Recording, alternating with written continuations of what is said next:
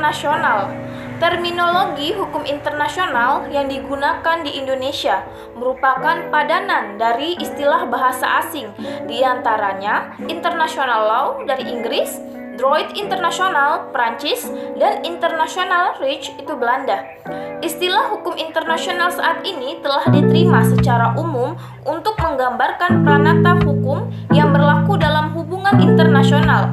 Lalu sejumlah kepustakaan juga menggunakan istilah-istilah yang berbeda yang memiliki makna yang mendekati atau relatif sama dengan hukum internasional, yakni hukum antar bangsa, hukum antar negara, hukum dunia, dan hukum transnasional. 2. Definisi hukum internasional.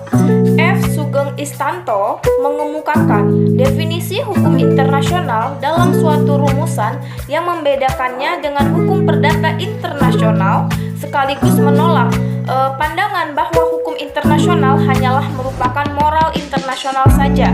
Berikut definisinya. Hukum internasional adalah kumpulan ketentuan hukum yang berlakunya dipertahankan oleh masyarakat internasional.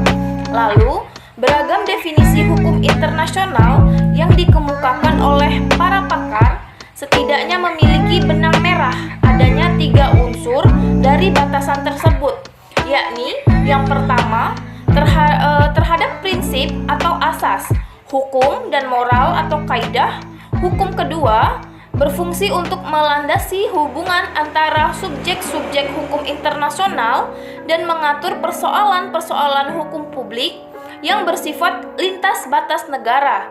Dan ketiga, bersifat publik.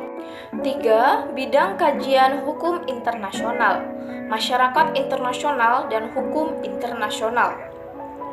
Berkaitan dengan bidang kajian hukum internasional, perlu dipahami bahwa masyarakat internasional merupakan landasan sosiologis hukum internasional. Hukum internasional kemudian mendapatkan tempatnya karena untuk menertibkan, mengatur, memelihara hubungan internasional yang dilakukan oleh para aktor negara dan bukan aktor negara.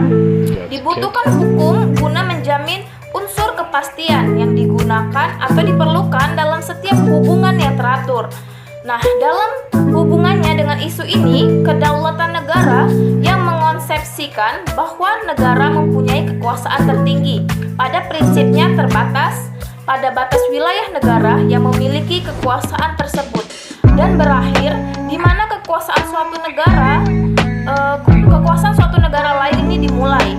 Perlu juga diketahui bahwa hukum internasional publik telah berkembang menjadi sejumlah disiplin ilmu baru yang telah diajarkan di berbagai program studi hukum pada berbagai perguruan tinggi di dunia.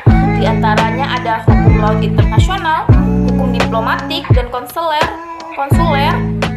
hukum perjanjian internasional, hukum organisasi internasional, hukum perburuan atau ketenagakerjaan internasional, hukum migrasi internasional, hukum pengungsi internasional, hukum udara, hukum angkasa, hukum lingkungan internasional, hukum ekonomi internasional, hukum perdagangan internasional, hukum pembangunan internasional, hukum investasi internasional, hukum pidana internasional, hukum hak asasi manusia internasional, dan hukum penyelesaian sengketa internasional.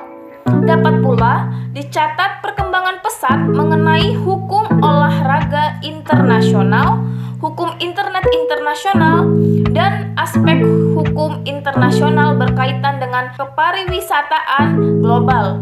Dengan demikian, akan menjadi keniscayaan bahwa di kemudian hari akan muncul lagi disiplin-disiplin ilmu baru yang lahir dari hukum internasional publik. Baiklah, itulah tadi pemaparan materi tentang istilah, definisi, dan kajian hukum internasional yang dapat saya sampaikan. Apabila ada kesalahan kata dan pengucapan saya dalam video tersebut, saya mohon maaf. Semoga materi yang saya sampaikan ini dapat dimengerti dan dipahami. Wabillahi taufiq wal hidayah. Wassalamualaikum warahmatullahi wabarakatuh. Sekian.